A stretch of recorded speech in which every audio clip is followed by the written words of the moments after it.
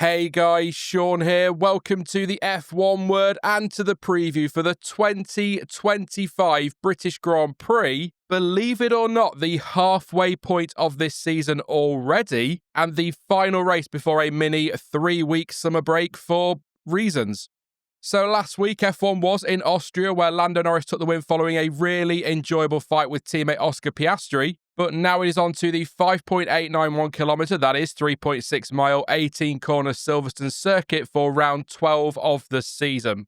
Just the two DRS zones for this one, with the first running between turns 5 and 6, or if you prefer the names, the Wellington Straight. And the second zone is down the Hangar Straight, and that's between turns 14 and 15 on the run to Stowe. This actually being one of the few tracks on the current calendar where we don't see DRS down the main start-finish straight.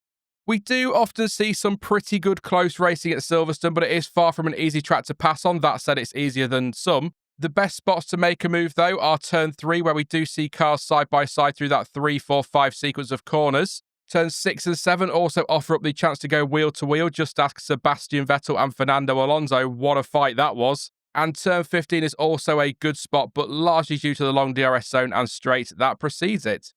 Now, as I'm sure most of you will know, Silverstone hosted the first ever F1 World Championship race back in 1950, and although the track hasn't been an ever-present on the calendar, it has hosted 59 races over the years, including every British Grand Prix since 1987. Lewis Hamilton holds the record for the most wins at the track with 9, and also holds the record for the most poles with 7. And did you know that Ferrari have the most British Grand Prix wins by a team with 18 spread across all the tracks that have hosted the event? 15 of them coming at Silverstone alone.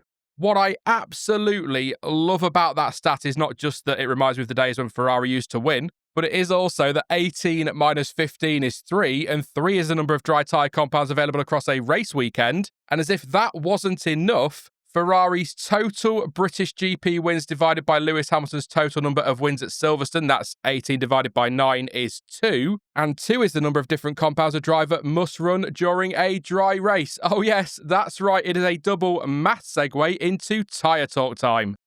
Oh, I do love to spoil you. The compounds available for this one then are towards the hard end of the range, but are not the absolute hardest, and that's a rarity at Silverstone, and they are the hard C2, the medium C3, and the soft C4.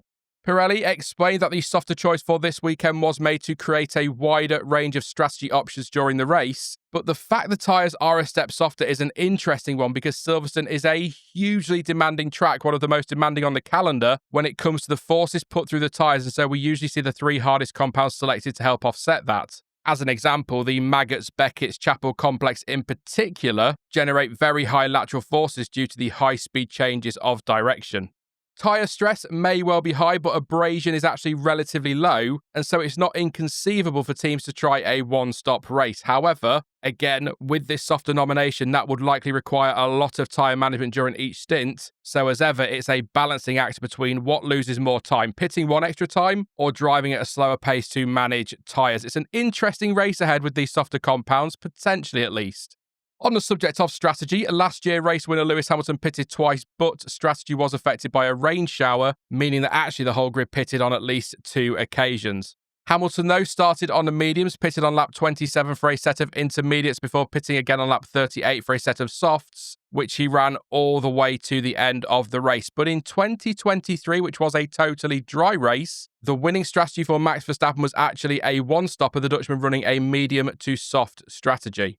Look, all of that tyre talk is great, but it's all based on the assumption it stays dry, and as of Wednesday afternoon, that is not a given, with rain forecast to be a threat on both Saturday and Sunday. Now, how much of a threat depends on where you get your forecast from, but the ones I've checked vary between a 20 and 30% risk on Saturday and 20 and 40% on Sunday.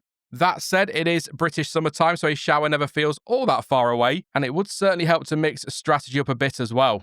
As of course, could the safety car, which although not a guarantee, does like to make an appearance at Silverstone, and last season was the first time since 2012 that we didn't see at least one full or virtual safety car period in the race. And your schedule for this one is very similar to last week, but ever so slightly different. So FP1 will get the weekend underway on Friday from 12:30pm BST, and that is followed later that afternoon by FP2 at 4pm. FP3 gets Saturday's action going at 11:30am with qualifying underway from 3pm, And it will be lights out for the race on Sunday at 3 p.m. And once again, that is in UK time. And we've also got support action from Formula 2 and Formula 3 at Silverstone, so lots of racing to enjoy this weekend. Now, before I make my predictions for this one, let's have a quick run through a couple of news stories or talking points ahead of the action at Silverstone. First up, and in case you missed it post-race on Sunday, Kimi Antonelli was handed a 3-place grid penalty for the British Grand Prix following his collision with Max Verstappen at the race in Austria. And by collision with Max Verstappen, I'm of course referring to him wiping the Dutchman out as he went into turn 3 all locked up on the opening lap. Antonelli told the stewards that he made a mistake as he locked up the rear wheels while using his regular braking point, but that he was also trying to avoid a collision with Lawson, and so in taking evasive action by lifting off the brakes briefly, he had less grip on the dirty inside line, was not able to decelerate, and was unable to avoid the Red Bull car. The stewards did add, by the way, that although the incident happened on the opening lap, no other cars influenced that incident, and so Antonelli was fully at fault, which explains why the more lenient lap 1 incident approach was not applied. Elsewhere, Racing Bulls have revealed a special livery for this weekend's British Grand Prix. The team and its partner Hugo have joined forces with artist Lawson, who has transformed the white V-carb base into an expressive and bold canvas that features a bubbly design that springs to life. Sure, a similar design will be featured on the V-carb team kit and driver overalls, whilst Lawson is also transforming the team's garage into an art exhibition on Thursday ahead of the race. And if you like that, brace yourself for something incredible from Mercedes. The team announcing they will be running with an evolution of their W16 livery at Silverstone, the car featuring silver, black and orange. Why? Well, firstly, why not? But secondly, and more importantly, it's all to mark 75 years since the first ever F1 World Championship event, the 1950 British Grand Prix, with a nod to the past, present and future of the brand.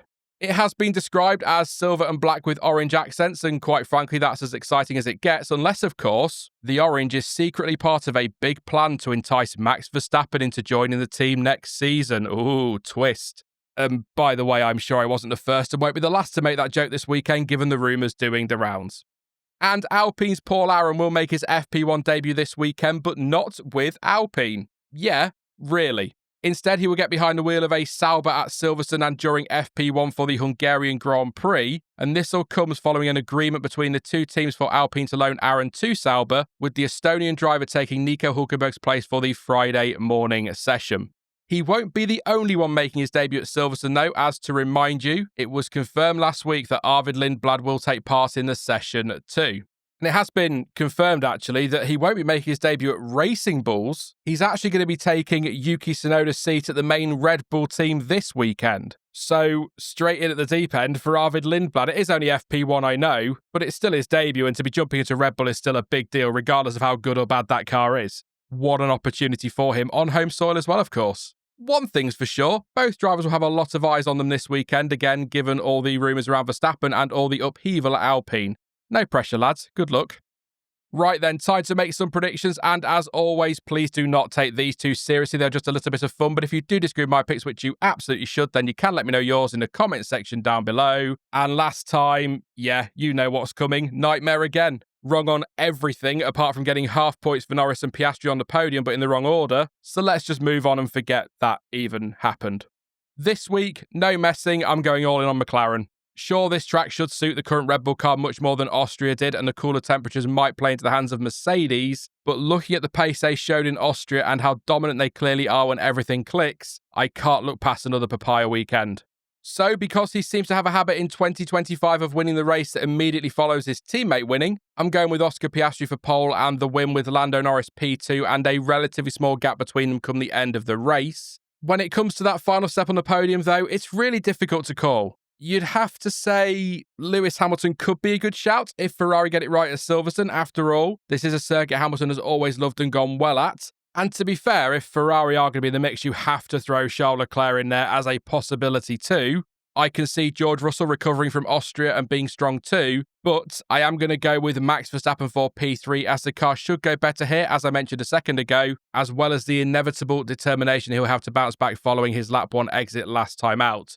But honestly, it could really be anyone from Verstappen, Ferrari or Mercedes, so let's see what happens. But it is, for me at least, so difficult to call between those few. Elsewhere, I'm going bold with Sauber as the 5th best finishing team on Sunday. Yes, a safer pick may be Racing Bulls, but Sauber have impressed so much lately that I'm going to take a punt on them here. And when it comes to some other bold picks, a point for Franco Colapinto. Yes, that prediction again. Both Aston Martins, that does include Lance Stroll, of course, making Q2. And you know, why not? Let's say Esteban Ocon once again gets a top 10 finish on Sunday to get his 3rd points finish in a row for Haas. That is it then for the British Grand Prix preview, but don't forget you can let me know your thoughts and your predictions ahead of the weekend in the comments section down below.